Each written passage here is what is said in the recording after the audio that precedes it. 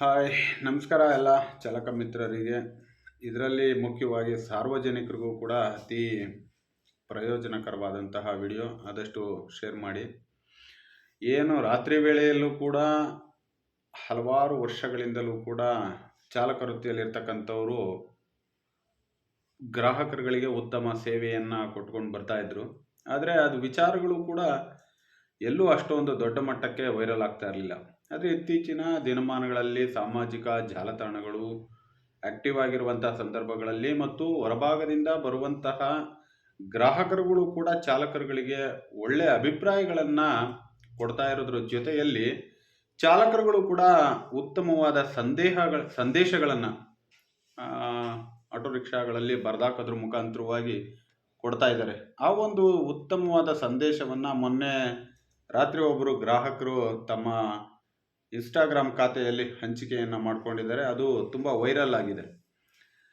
ಯಾವುದೇ ಒಬ್ಬ ಗ್ರಾಹಕರು, ಅದು ಮಹಿಳೆಯರಾಗಿರ್ಬೋದು ಮತ್ತು ಪುರುಷರಾಗಿರ್ಬೋದು, ಗ್ರಾಹಕರಿಗೆ ಉತ್ತಮವಾದ ಸೇವೆಯನ್ನು ಕೊಡುವಂತಹ ವ್ಯಕ್ತಿಗಳು ಪ್ರತಿಯೊಬ್ಬರು ಕೂಡ ಇದೇ ಮಾರ್ಗವನ್ನು ಅನುಸರಿಸ್ತಾರೆ ಅನ್ನೋದಕ್ಕೆ ಇದೊಂದು ಉತ್ತಮ ಸಂದೇಶವಾಗುತ್ತೆ. ಒಬ್ಬ ಚಾಲಕ ತನ್ನ ಸೀಟಿನ ಹಿಂಭಾಗದಲ್ಲಿ ಒಂದು ಪೋಸ್ಟರನ್ನು ಬರೆಸಿ ಹಾಕಿದ್ದಾರೆ. ನಾನು ನಿಮ್ಮ ತಂದೆಯ ಸಮಾನ, ನಾನು ನಿಮ್ಮ ತಂದೆಯ ಸಮಾನ, ನಿಮ್ಮ ಸೋದರನ ಸಮಾನ. ಅಂದರೆ ಒಂದು ಹೆಣ್ಣು ಮಗುವಿಗೆ ಅಥವಾ ಒಂದು ಬರುವಂತಹ ಮಹಿಳೆಯ ಪ್ರಯಾಣಿಕರಿಗೆ ಉತ್ತಮವಾದ ಸಂದೇಶ. ಸರಿಸುಮಾರು ಮಧ್ಯರಾತ್ರಿ 12 ಗಂಟೆ ರಾತ್ರಿಯಲ್ಲಿ ಆ ಮಹಿಳೆ ಒಂದು ಆಟೋವನ್ನು ಬುಕ್ ಮಾಡಿಕೊಂಡು ಪ್ರಯಾಣ ಮಾಡುವಂತಹ ಸಂದರ್ಭದಲ್ಲಿ ಆ ಪೋಸ್ಟರ್ ಅವ್ರ ಕಣ್ಣಿಗೆ ಕಾಣುತ್ತೆ. ಆವಾಗ ಅವರು ತನ್ನ ಇನ್ಸ್ಟಾಗ್ರಾಮ್ ಖಾತೆಯಲ್ಲಿ ವಿಡಿಯೋ ಸಮೇತವಾಗಿ ಮಾಡಿ ಹಾಕಿರ್ತಕ್ಕಂಥದ್ದು ದೊಡ್ಡ ವೈರಲ್ ಆಗಿದೆ.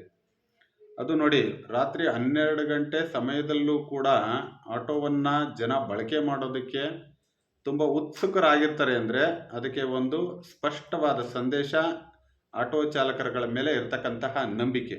ಹಾಗಾಗಿ ಚಾಲಕರು ವರ್ಗದಲ್ಲಿ ಎಲ್ಲೋ ಕೆಲವು ಕಡೆ ಮಾಡುವಂತಹ ಒಂದೆರಡು ತಪ್ಪುಗಳು ಇಡೀ ವರ್ಗವನ್ನು ತುಳಿಯುವಂತಹ ಕೆಲಸ ಕಾರ್ಯಗಳಾಗುತ್ತೆ. ಆದರೆ ಒಳ್ಳೆಯದು ಎಲ್ಲೂ ಕೂಡ ವೈರಲ್ ಆಗೋದಿಲ್ಲ. ಎಲ್ಲೋ ಕೆಲವೊಂದು ಖಾತೆಗಳಲ್ಲಿ ಇಂತಹ ವಿಡಿಯೋಗಳು ಬಂದಂಥ ಸಂದರ್ಭಗಳಲ್ಲಿ ಅದನ್ನು ಹಲವಾರು ಜನ ಶೇರ್ ಮಾಡ್ಕೊಳ್ಳೋದ್ರ ಜೊತೆಯಲ್ಲಿ ನಮ್ಮ ಬೆಂಗಳೂರು ಟ್ರಾಫಿಕ್ ಪೊಲೀಸ್ ಪೇಜ್ನಲ್ಲೂ ಕೂಡ ಈ ಒಂದು ವಿಚಾರ ತುಂಬ ಚೆನ್ನಾಗಿ ವೈರಲ್ ಆಗಿದೆ. ಹಾಗಾಗಿ ನಾನು ಕೇಳ್ಕೊಳ್ತಕ್ಕಂಥದ್ದು, ಗ್ರಾಹಕರ ಸೇವೆಯೇ ನಮ್ಮ ಮೊದಲ ಆದ್ಯತೆ ಆಗಿರೋದ್ರಿಂದ ಬರುವಂತಹ ಗ್ರಾಹಕರುಗಳ ಜೊತೆಯಲ್ಲಿ ಉತ್ತಮವಾದಂತಹ ಬಾಂಧವ್ಯಗಳನ್ನ ಇಟ್ಕೊಂಡಾಗ ಇಂತಹ ಒಂದು ವಿಚಾರಗಳು ಮತ್ತು ದೊಡ್ಡ ಒಂದು ಸುದ್ದಿಯಾಗಿ ಚಾಲಕರುಗಳ ಬಗ್ಗೆ ಅಭಿಪ್ರಾಯಗಳು ಬದಲಾವಣೆಗಳಾಗ್ಬೋದು ಅನ್ನೋದು ನನ್ನ ಅಭಿಪ್ರಾಯ.